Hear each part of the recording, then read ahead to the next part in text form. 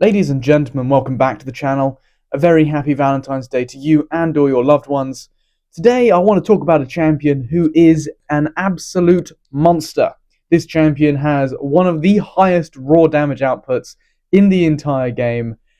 But I looked across the internet to find guides, tips and tricks, how to play this champion. And I'll be honest, every single video posted on the internet, as far as I can see, is wrong. They're all wrong. So today, I'm going to be teaching you the secret rotation, how to maximize Red Guardian. Let's get into it. So when Red Guardian was initially buffed, he got some coverage, but he wasn't taking the meta by storm by any means.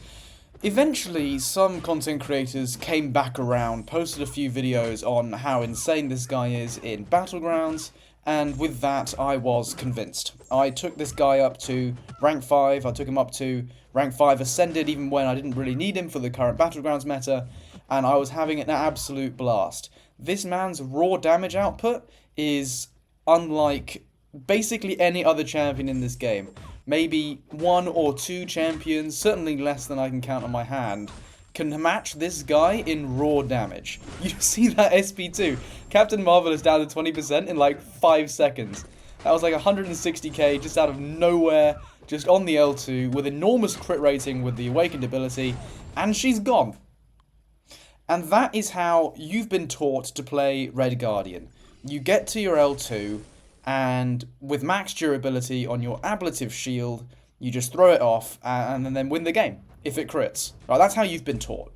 But in today's video, I'm going to teach you a much more direct and, in my opinion, much more powerful rotation to really maximize this character.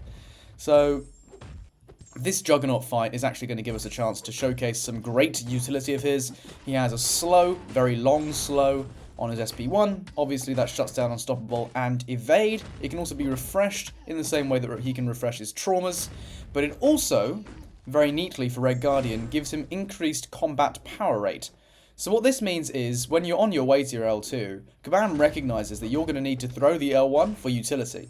But they don't want that to compromise his damage, so you can race up to your SP2 a lot faster, having thrown off your initial L1. So this Juggernaut is going to go down in basically the same way as Captain Marvel as... Okay, I make a stupid mistake. I never said the gameplay was going to be perfect. But we get him down, and he's going to go down in just under a minute. And this is the way that we've all been told to play Red Guardian. You max out your durability, you chuck off the L2, if it crits, you win the game. There's nothing wrong with that. We're going to show one more fight here against one of Legends Winter Soldier before I get into how you're actually meant to play this guy. So, how Red Guardian's damage used to work in the beta for his buff was that he was able to get 2 traumas of 60%.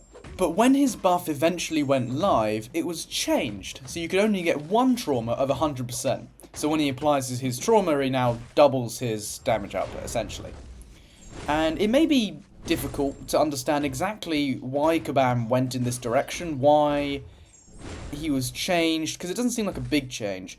But when you understand this secret rotation, I think you'll understand exactly why he was changed. And I think Kabam saw this coming, but even after the change, it's still insane. So, Red Guardian has 2 ways of applying his trauma debuff. The first way is when the opponent tries to break your block while your shield is active with a heavy attack. The second way is on your L2. Everybody always uses the L2. But I'm going to show you here the power of just holding block to bait heavies and just getting rid of your ramp immediately. You ready? I'm going to shut up for this matchup.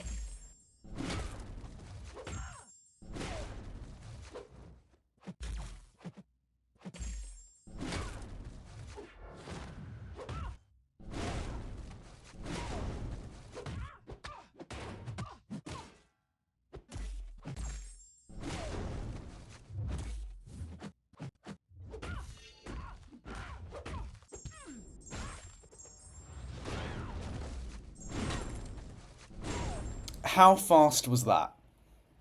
How much damage did we do before we even threw off the first SP2? 31 seconds. Insanity. Insanity. Maximum damage ramp immediately. No one knows about this.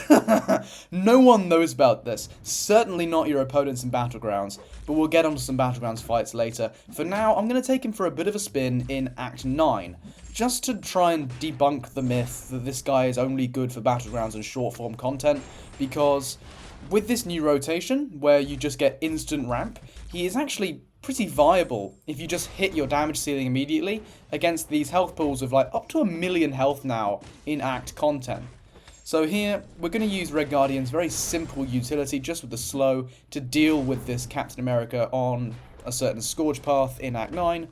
And yeah, Captain America's not a particularly complicated defender, but remember, he has 850,000 health. So this is a big boy, and Red Guardian is going to take this down very competitively. I'll tell you what, a lot of champions, as we head into Act 9 and we go deeper into later and later story content, are going to be invalid because their damage loops are only going to last about 500,000, and then you got to ramp up again, and it's just going to take ages to finish the fight.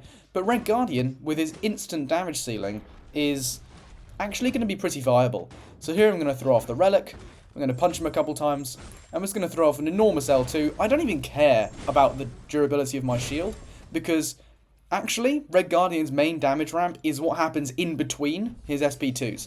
I know that sounds weird, but what really makes this guy's output so stupid across all health pools, from short to long, is the fact that his damage never really drops, right? With the Awakened ability, he has his massive crit rating that applies for all his shield attacks, right? So his heavy and his special, not all shield attacks, but his heavy and his special. This Iron Fist AI, by the way, was just criminal. That light attack intercept was criminal. And he's going to do it again here, I think, at some point. It's just obscene, I think, here. Yeah, bang. That's just mad.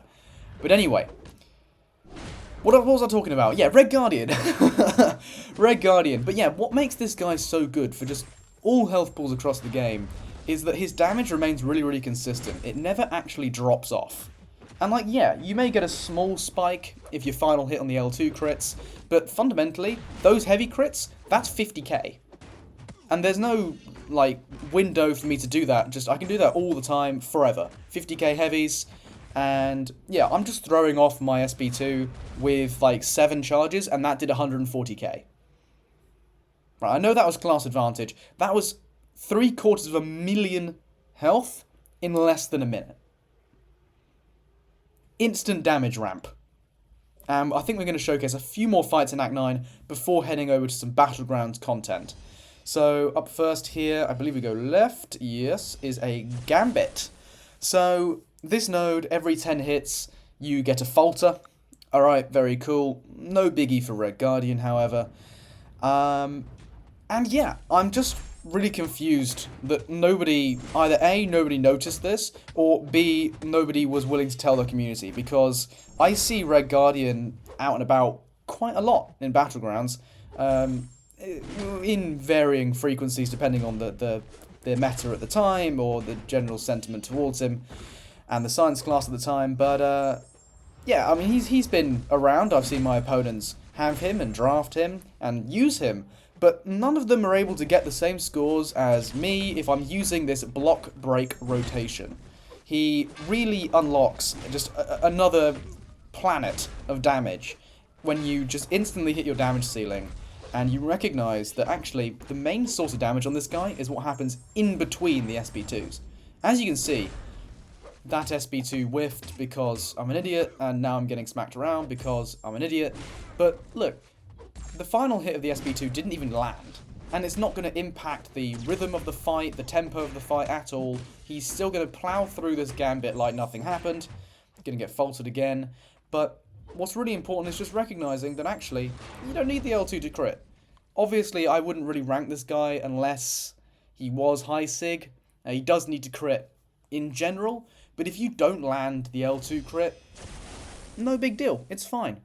We're going to have one more fight here, 700,000 health Jubilee, and, well, I believe she's going to go down pretty nicely indeed. Holding block, it really is simple to learn this guy, and like, even if for whatever reason they're just not throwing heavies, it's fine.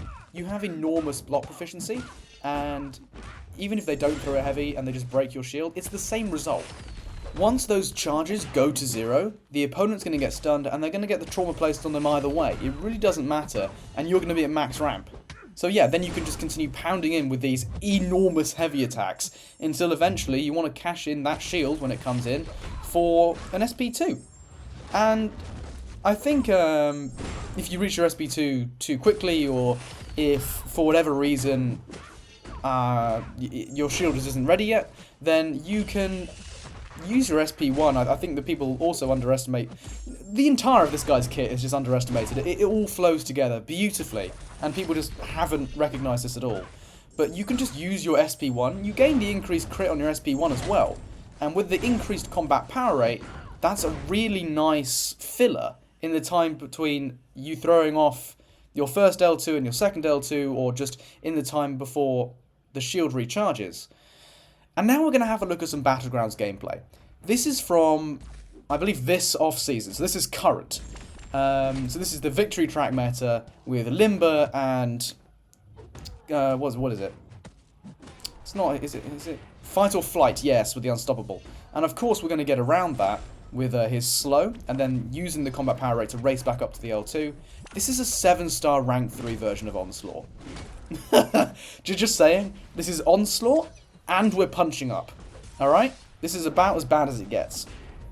Using Onslaught's L1 to charge up to max durability. We're going to throw this off, and, well, he's going to be a dead Onslaught. That's it. GG's. 51,000 points. Yeah? Convinced yet? We hit max damage output. Before we even threw off an L2, he was nearly dead. And when he was thrown off, Jesus Christ, we out-damaged Spider-Ham. Okay? And Spider-Ham was punching equal ranks. That was rank 3 versus rank 3. This is the potential of Red Guardian when you play him correctly. And I can guarantee you my opponent did not see that coming. I can guarantee you when my opponent was banning my champions, he didn't even consider that Red Guardian could possibly be a threat. And yet there he was, absolutely destroying one of the top 3 hardest defenders in the entire game. Top 5 for sure.